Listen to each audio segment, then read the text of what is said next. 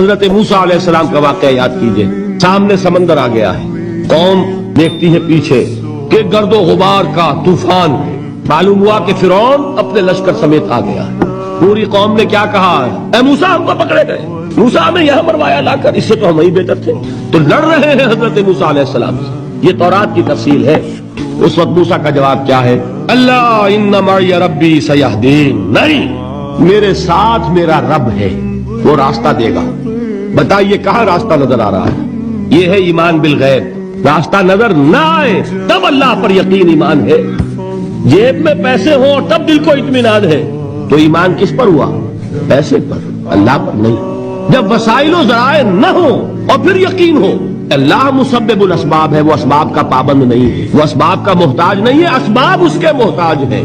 اگر یہ یقین ہے تو اللہ پر ایمان ہے، یہ نہیں ہے تو تمہارا ایمان اسباب پر ہے.